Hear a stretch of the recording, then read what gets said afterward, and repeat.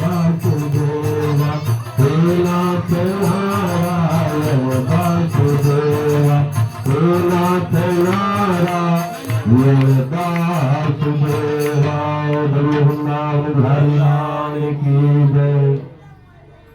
सुतदारा अरे लक्ष्मी सुतदारा अरे लक्ष्मी पापी के घर हो असत संगत अरे हर कथा तुलसी दुर्लभ देव सतसंगत अरे हर कथा तुलसी दुर्लभ देव। सीताराम सीताराम सीताराम राम राम राम दूत चरणों में मन को लगाएगा। सीताराम सीताराम सीताराम गाएगा राम दूत चरणों में मन को लगाएगा। कौन सा नाता रिश्ते मान नाता है कौन सा नाता रिश्ते मान नाता है। पिता रघुनाथ की जान की माता है पिता रघुनाथ की जान की माता है। किसी भाग गंगा में डुबकी लगाएगा। सीताराम सीताराम सीताराम गाएगा। सीताराम सीताराम सीताराम गाएगा राम दूत चरणों में अलख जगाएगा। सीताराम सीताराम सीताराम गाएगा। सीताराम सीताराम सीताराम गाएगा राम दूत चरणों में मन को पताएगा। क्या करता है आशा जन की क्या करता है आशा जन की। जरा दृष्टि जय रघुनंदन की जरा दृष्टि जय रघुनंदन की। राम दूत चरणों में मोह गाएगा। सीताराम सीताराम सीताराम गाएगा। सीताराम सीताराम सीताराम गाएगा राम दूत चरणों में मन को लगाएगा। राम दूत चरणों में मन को लगाएगा।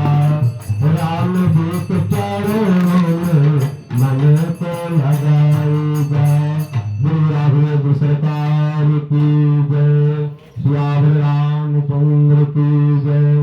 वृंदावन बिहारी लाल की जय। यज्ञनारायण भगवान की जय।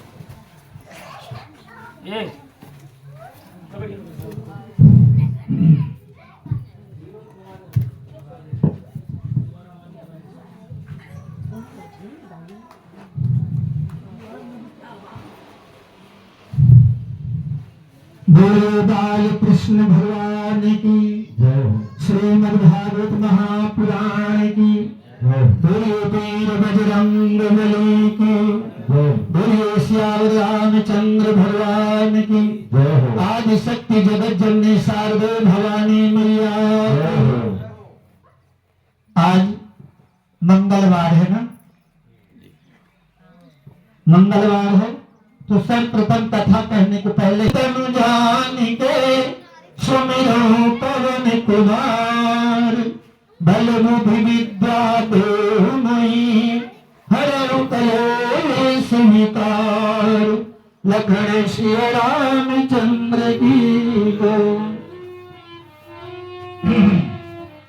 जय हनुमान ज्ञान गुण सागर जय कपीस तिहु लोक उजागर। जय हनुमान ज्ञान गुण सागर जय कपीस तिहु लोक उजागर। रामदूत अतुलित बल धामा अंजनी पुत्र पवन। हो महावीर विक्रम बजरंग तुमते निवार सुमति के संग। कंचन बरण विराज सुभेसा कानन कुंडल कुंकुट केसा। शंकर सुवन करुणंदन तेज प्रताप महाजगवंदन। बाण अति चातुर राम काज करबो आतुर। जब प्रसन्न रसिया राम रतन सीता मन बसिया। धर किया दिखावा विकट रूप धर लंक जरावा। धूल रूप धरि असुर सहारे रामचंद्र जी के काज सवारे। लाय सजीवन लखन जियाए श्री रघुवीर हर सिर नाये। रघुपति के पेट बढ़ाए तुम मन प्रिय भरत जन भाई। साहस बदन तुम्हारे अस गाम हस सहिष्णु पति संत लगाम। सनकादिक ब्रह्मादि मुनीसा नारद सारद सहित जहिता। रमत बेर दिगपाल जात सभी तो दुख कय सकय हाथ। समय सतार सुग्रीव पूना राम मिलाय राजपति दीना। तुम्हारे मंत्र विभीषण माना लंकेश्वर भय सब जग जाना। युग सहस्त्र जन पर भानु ताहि मधुर फल जानु। प्रभु मोद पवन मुख माहि जल दिलांग जय अजर जनाहि। दुर्गम काज जगत के देते सुगम अनुग्रह तुमरे तेते। राम दुलारे तुम रखबारे होत न बिन संसारे। सब सुख लाय तुम्हारी शरणा तुम रक्षक काहू को डरना।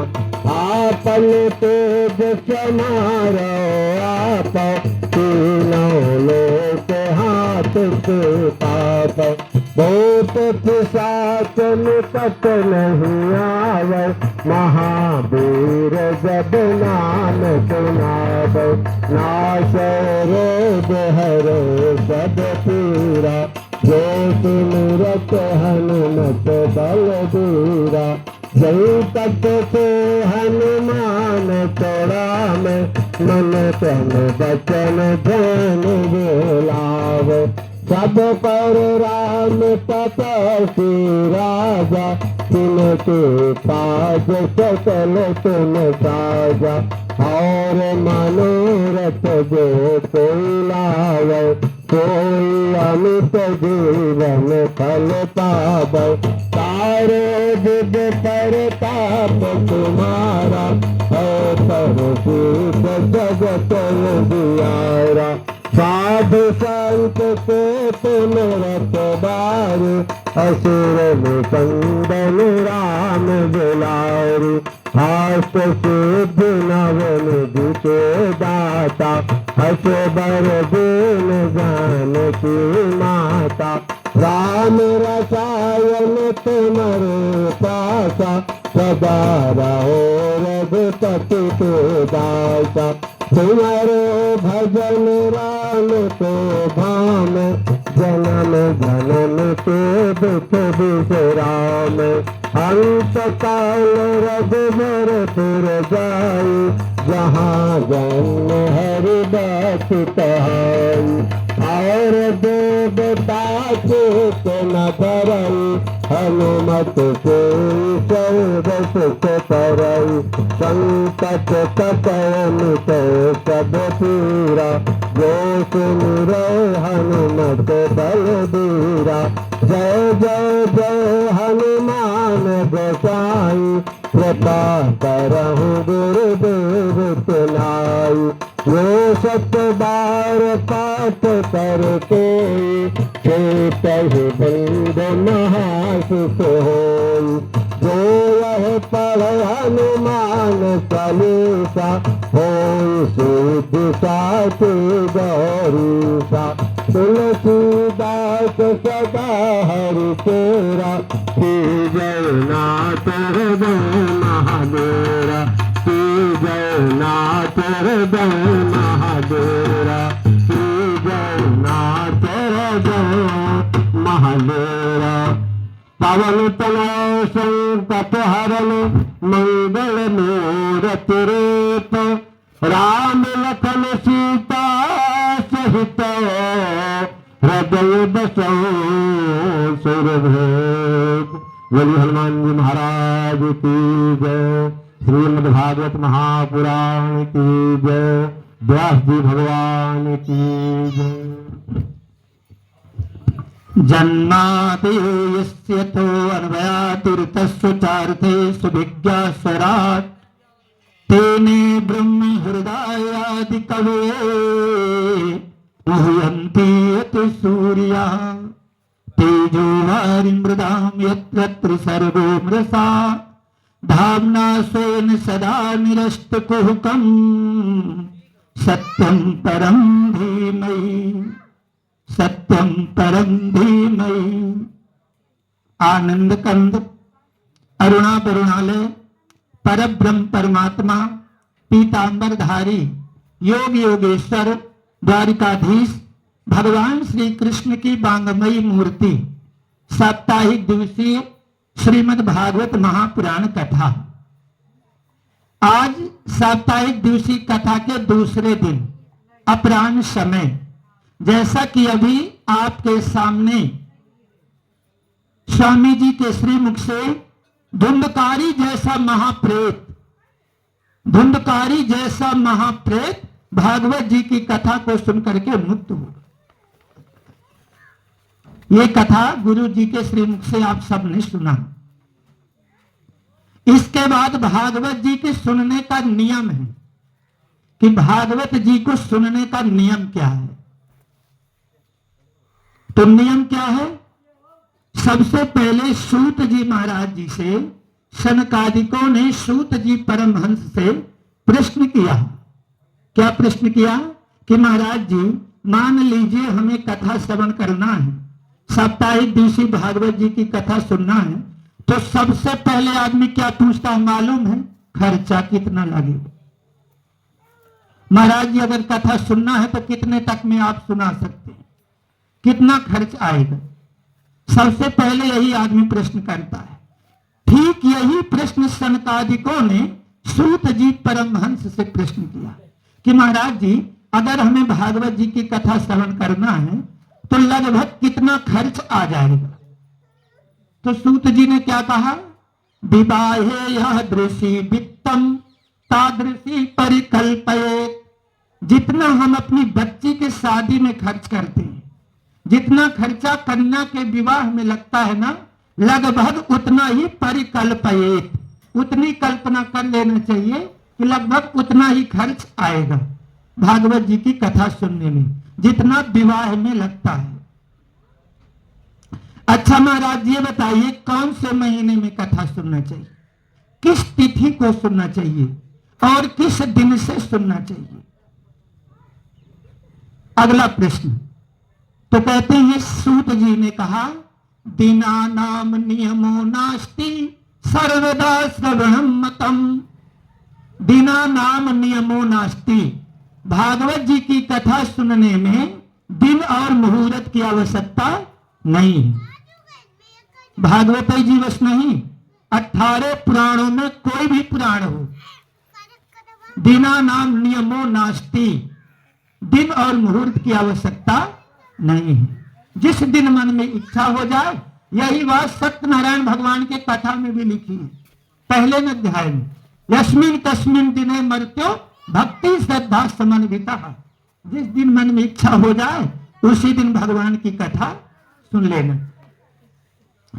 लेकिन इतने पर भी अगर आत्मा में संतुष्टि नहीं बनती कि कोई अच्छा महीना हो, कोई अच्छी तिथि हो, तो उस आत्म संतुष्टि के लिए तब तो क्या कहते हैं नभस्यास। ये बच्चों को शांत करिए थोड़ी।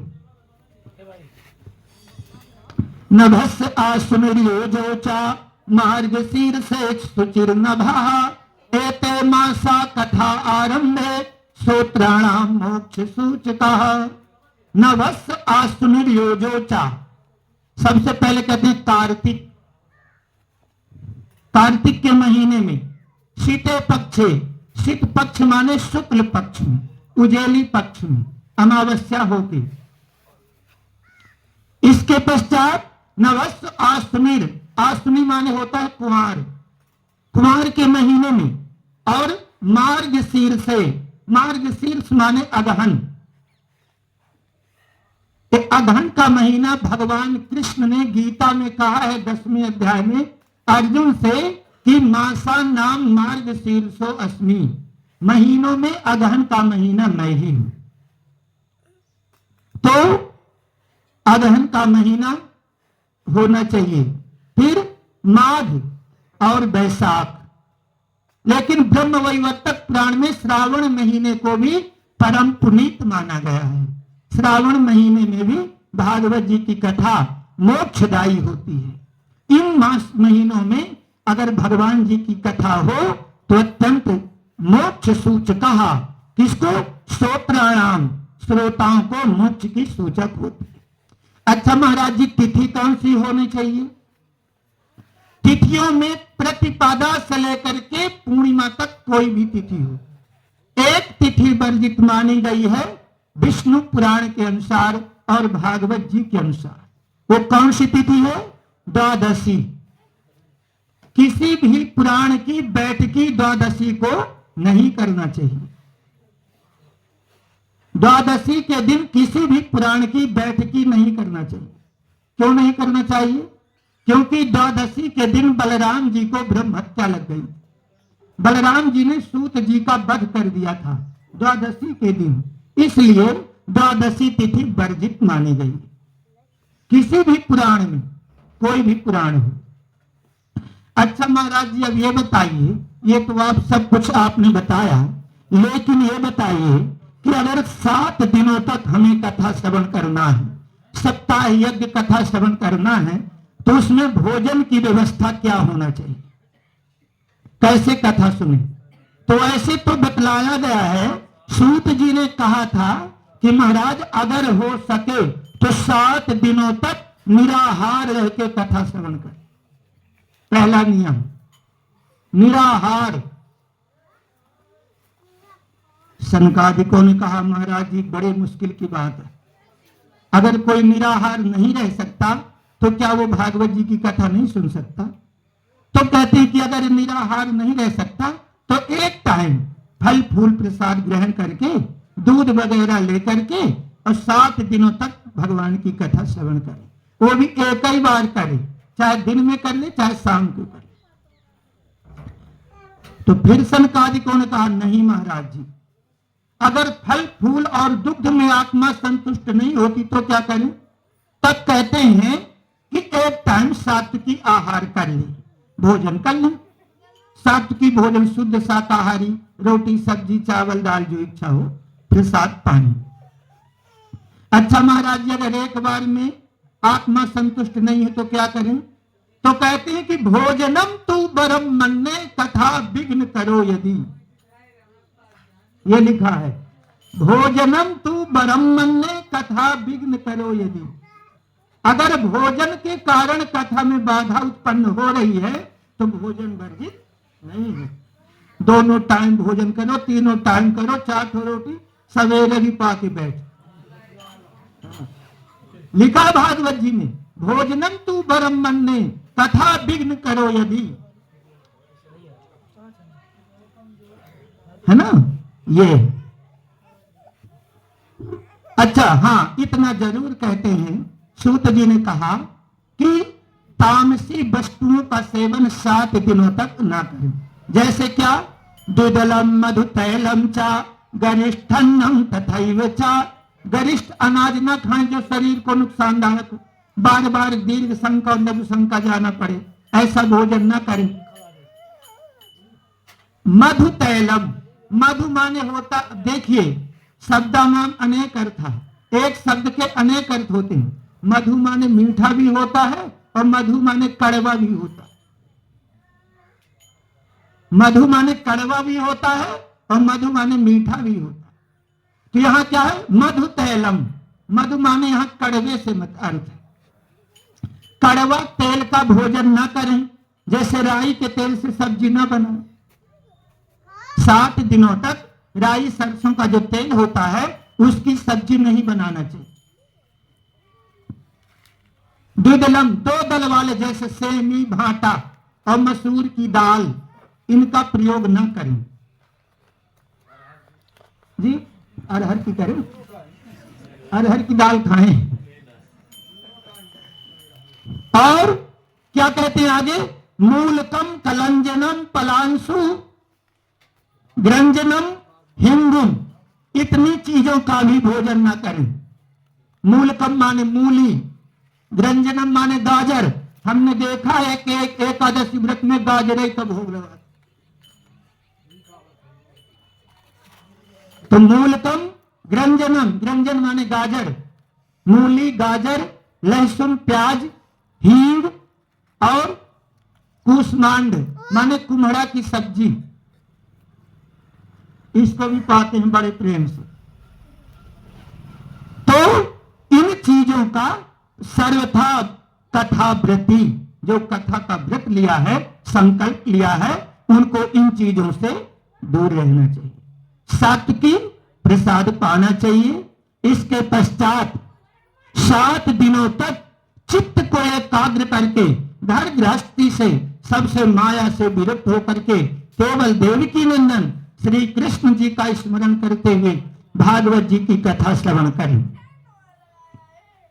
अच्छा महाराज जी बताइए, दृष्टांत कुशला धीरो वक्ता कार्योति निष्प्रहा। कथा कहने वाला जो आचार्य हो, जो ब्राह्मण हो, वो कैसा होना चाहिए? दृष्टांत कुशला धीरो, कथा कहने में कुशल हो और हर वेद पुराणों का उदाहरण दे दे करके समझाए, ऐसा कथा वक्ता होना चाहिए। ऐसी कथा कहे कि सबके समझ में आ जाए। अब पता नहीं हमारी कथा समझ में आती होगी कि नहीं आती होगी, भगवान ने जाने। तो आदरणीय सूत जी महाराज जी ने कहा, इसके पश्चात कथा अरुणोदय। अब देखिए, कथा शुरू करने का भी नियम लिखा है। कथा कब सुनना शुरू हो जाना चाहिए? अरुणोदय कथा आरंभे। सूर्योदय के 2 घड़ी पहले अरुणोदय होता है। सूर्योदय के 2 घड़ी पहले अरुणोदय हुआ करता है और अरुणोदय के 2 घड़ी पहले कथा शुरू हो जाना चाहिए। और ठंडी तो है, कहते हैं ठंडी बहुत है, तो नियम के अनुसार बतला रहे हैं।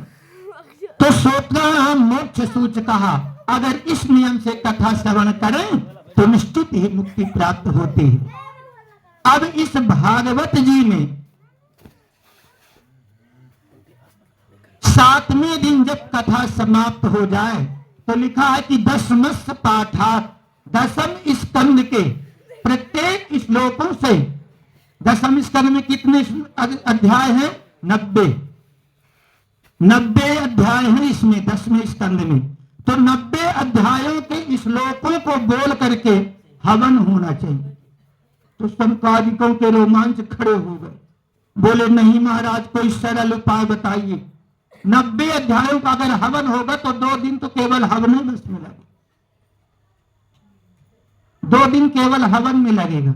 इसलिए कोई सरल और सटीक रास्ता बताएं। तब कहते हैं कि गायत्र्या सुसमाहिता, तो गायत्री मंत्र के 108 आहुतियां होना चाहिए। फिर भगवान कृष्ण, जो भागवत जी के इष्ट देवता हैं भगवान कृष्ण, उनकी 108 आहुतियां होना चाहिए। इसके बाद जो ये वेदी सब देवताओं का आवाहन है, इन सबकी आहुतियां होना चाहिए। फिर गुरु मंत्र का हवन होना चाहिए, तो कथा सुनने का सही फल प्राप्त होता है।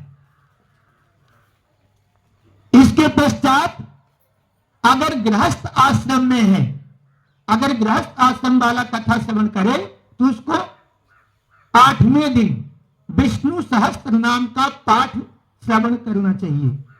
और अगर कोई ब्रह्मचारी या वानप्रस्थ सन्यासी कथा श्रवण करता है तो उसको गीता जी का पाठ सुनना चाहिए। यह नियम है भागवत जी को सुनने का। इसके बाद कथा सुनने के बाद जन्माष्टमी व्रतम, जन्माष्टमी और रामनवमी, इन 2 व्रतों का पालन भी करना चाहिए। भागवत जी की कथा सुनने के बाद जन्माष्टमी और रामनवमी का व्रत रहे। और अगर भागवत जी की कथा सुने हैं तो वाल्मीकि रामायण अवश्य सुनना चाहिए। अन्यथा भागवत जी की कथा ऐसी है, भविष्योत्तर पुराण के पाताल खंड में बतलाया गया है कि जैसे राख में हवन कर दी। कृष्ण कथा के बाद अगर राम कथा नहीं हुई तो कोई अर्थ नहीं। तो आदरणीय परम पूजनीय सूत जी महाराज जी कहते हैं कि हे सनकादिको, इन नियम के अनुसार भागवत जी की कथा श्रवण करें और भागवत जी का दान करें अपने पूज्य गुरु महाराज जी को। सुंदर, वैसे तो क्या लिखा, पलत्रयम, 3 पल का सोने का सिंहासन बनवाएं और उसमें भागवत जी को रखें और फिर गुरु महाराज जी को दान करें। इसके पश्चात गोतर्पण करें, इन नियमों के साथ ब्राह्मण भोजन कराएं, उनकी पत्नियों के सहित भोजन कराना चाहिए। इन नियम के अनुसार अगर कथा श्रवण करेंगे तो निश्चित भगवत प्राप्ति होगी। ये तो महात्मा रहा, समय बहुत कम है और हिरण्याक्ष वध तक की कथा आज होना चाहिए। तो पारायण तो अपना हो गया, कोई दिक्कत नहीं है। भागवत जी में लिखा अर्थ भले छूट जाए लेकिन श्लोक नहीं छूटना चाहिए।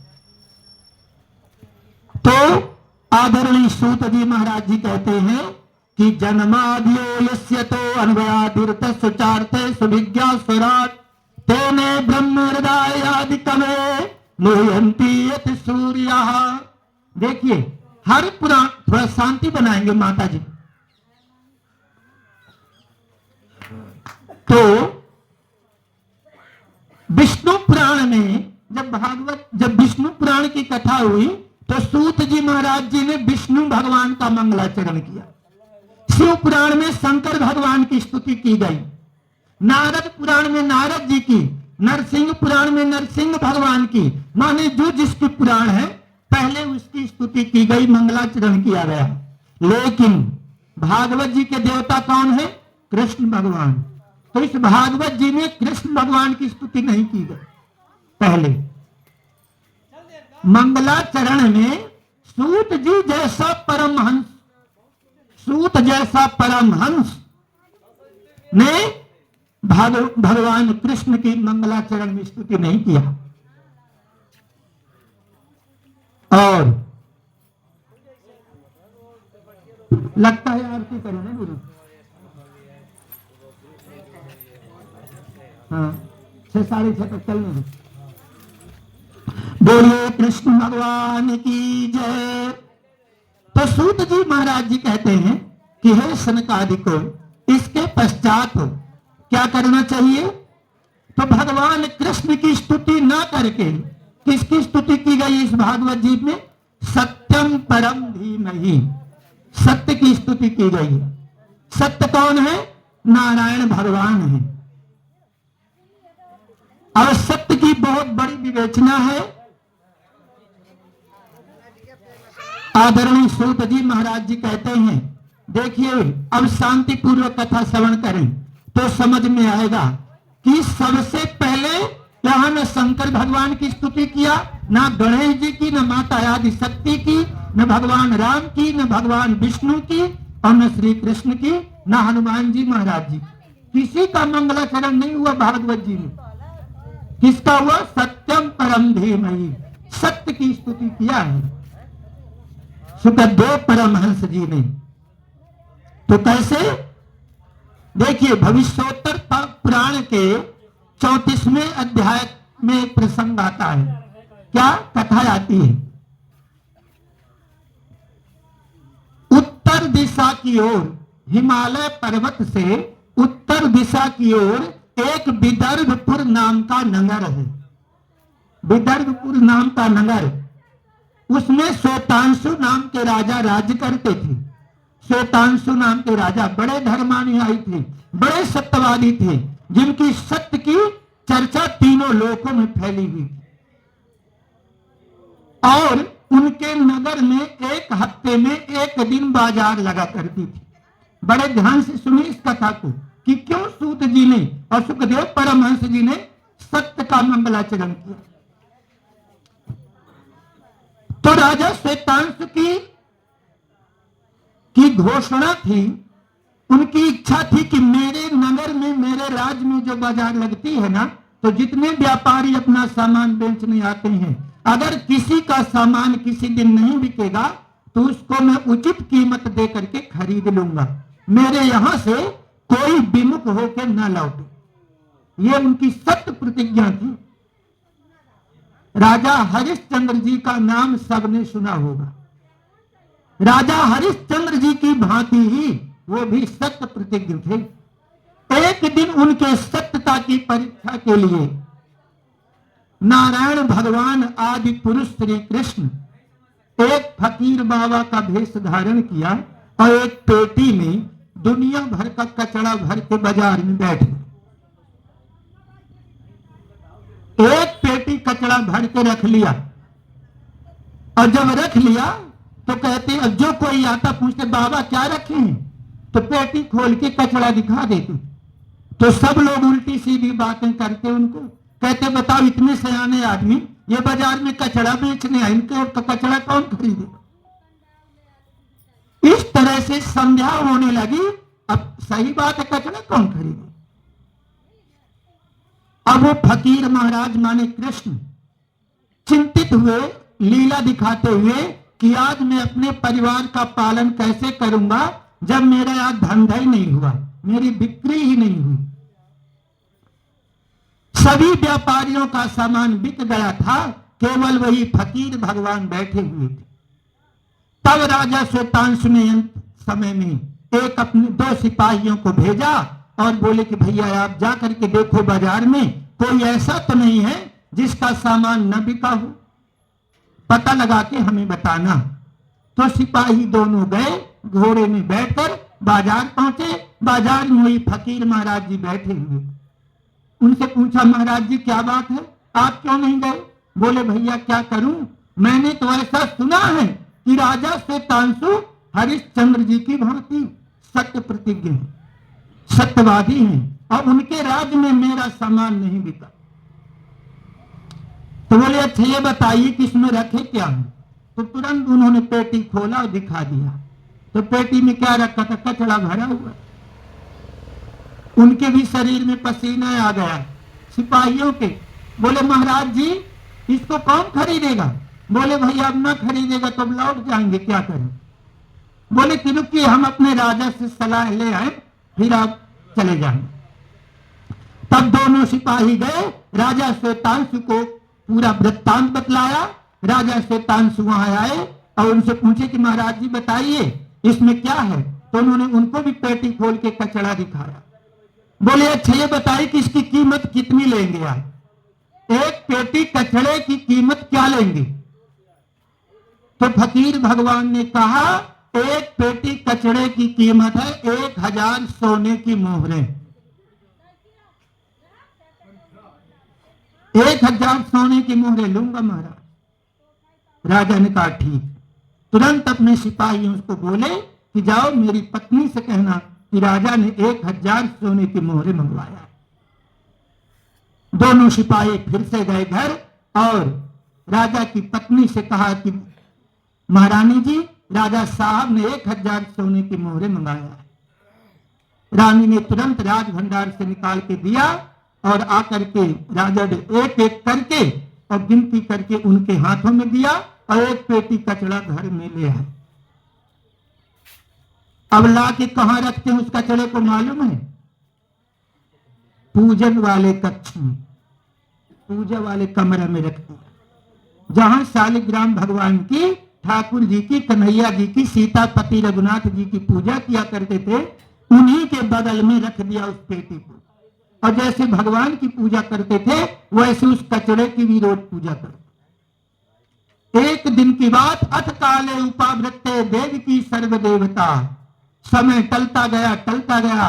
एक दिन जेठ के महीने में कृष्ण पक्ष में बुधवार के दिन और सप्तमी तिथि के दिन महाराज श्वेतांशु आदन में सो रहे थे। गर्मी का समय था, जेठ का महीना था, बुधवार और 7वीं तिथि थी, कृष्ण पक्ष। सो रहे थे राजा। अचानक अर्धरात्रि के समय एक 16 श्रृंगार किए हुए नव युवती स्त्री उनके सामने खड़ी हो। और कहां से निकली? वही पूजन वाले कमरे से। तो राजा की आंखें खुली, उन्होंने हाथ जोड़ा और कहा कि देवी मां आप कौन हैं? तो तुम आप कौन हैं? इतनी रात्रि में यहां क्यों आई? उन्होंने कहा राजन मैं आपके राज्य की लक्ष्मी हूं। आज से मैं अब आपके राज्य में नहीं रहूंगी। क्यों? इसलिए नहीं रहूंगी कि अब आपके घर में तो दरिद्र नारायण आ गए, मेरी आवश्यकता नहीं है। अब आप माता लक्ष्मी को पवित्रता और साफ सफाई चाहिए, गंदगी में नहीं रहती। तो तुम तो दरिद्र नारायण को रख लिए हो, तो मैं यहां नहीं रहूंगी। तो राजा ने कहा सुबह से शीघ्र पुरु, जल्दी करो निकलो। चले गए। अब अपने साथियों का बाहर जाके इंतजार करने लगी लक्ष्मी। थोड़ी देर बाद एक पुरुष निकला, उनसे पूछा राजन आप कौन है? राजा ने उनसे पूछा कि महाराज जी आप कौन है, आप कहां जा रहे हैं? उसने कहा भैया, हे राजन, हे श्वेतांशु, मेरा नाम यज्ञ है। जब आपके राज्य में लक्ष्मी ही नहीं है तो आप यज्ञ कहां से करोगे? इसलिए मैं भी जा रहा हूं। तो राजा ने कहा ठीक है आप भी जाओ। तो लक्ष्मी चली गई, यज्ञ चला गया। इसके बाद फिर एक पुरुष निकला, उनसे भी राजा ने पूछा महाराज जी आप कौन है? उन्होंने कहा मेरा नाम दान है। जब लक्ष्मी नहीं है, यज्ञ नहीं है, तो दान कैसे रहेगा? आदमी कुछ यज्ञ पूजा के बहाने तो दान पुण्य कर लेता है। इसलिए हम भी जा रहे हैं। तो राजा ने कहा ठीक है आप भी जाइए। तो दान भी चले गए। इसके बाद एक पुरुष फिर निकला, उनसे भी पूछा कि आप कौन है? उसने कहा मेरा नाम यश है। यश। तो उन्होंने कहा कि आप क्यों जा रहे हैं? बोले कि जब लक्ष्मी ही चली गई, यज्ञ चला गया, दान चला गया, तो तुम्हारा यश, तुम्हारी कीर्ति कैसे बढ़ेगी? इसलिए हम भी जा रहे हैं। राजा ने कहा ठीक है आप भी जाओ। फिर अंतिम में एक पुरुष निकले, श्याम वर्ण के पुरुष, और जैसे वो आए तो कोटि सूर्य समप्रभा, करोड़ों सूर्यों के समान प्रकाश हो गया। राजा ने उनको देखा तो कहा कि महाराज जी आप कौन हैं? आप कहां जा रहे हैं? बोले कि राजन मेरा नाम सत्य है। मेरा नाम सत्य है। लक्ष्मी यज्ञ दान ये सब चले गए तो अकेले सत्य कैसे रह सकता है? तब राजा बिस्तर से उठे और उनके श्री चरणों में दंडवत प्रणाम किया, गिर पड़े और कहते हैं महाराज जी मैंने सबको त्याग दिया, केवल आपको मैंने नहीं त्यागा। आप मत जाइए, अगर मैंने सच्चे हृदय से भगवान की आराधना किया है तो आप रुक जाइए। अगर मैं आपको त्यागा होता ना महाराज जी, तो मैं पागल नहीं हूं, मूर्ख नहीं हूं कि मैं 1000 सोने की मोहरें दे करके फकीर बाबा को और कचड़ा खरीद के अपने घर में लाता। मैंने आपको नहीं त्यागा, सबको त्याग दिया। तो जैसे इन बातों को कहा और प्रेम के अश्रु बहाए हुए राजा श्वेतांशु उन महापुरुष के सामने जिनके श्री चरणों में गिरे, तो भगवान चतुर्भुजम शंख गदा रुदायुधम, चतुर्भुजी नारायण के रूप में भगवान ने उन्हें दर्शन दिया और अपने हृदय से लगाया। वही है सत्यनारायण। वही कौन है? सत्यनारायण भगवान कृष्ण। कृष्ण भगवान जब अपनी मां देवकी के गर्भ में थे तो सभी देवताओं ने सत्यनारायण कह के उनकी स्तुति किया था। इसके पश्चात आगे संक्षेप में चलेंगे समय अभाव के कारण। सूत जी महाराज जी कहते हैं 17 पुराणों की रचना करने के बाद भी, 17 पुराणों की रचना करने के बाद भी महर्षि वेदव्यास जी अशांत रहे, टेंशन में थे, चिंतित थे, उदास थे। और उदास कैसे थे? देखिए, सबसे पहले परमहंस वेदव्यास जी ने वेदों के 4 भाग किया। कितने भाग किया? 4 भाग। और 4 भाग तो किया, लेकिन कैसे किया? 555, ध्यान दीजिएगा, गौर कीजिएगा, 555 श्लोकों का व्यास नारायण ने ब्रह्म सूत्र बनाया। कितने श्लोकों का? 555 श्लोकों के ब्रह्म सूत्र बनाए। इसके बाद क्या किया? 700 श्लोकों की गीता बनाया। इसके बाद 4,18,783 श्लोकों के पुराण बनाए। इसके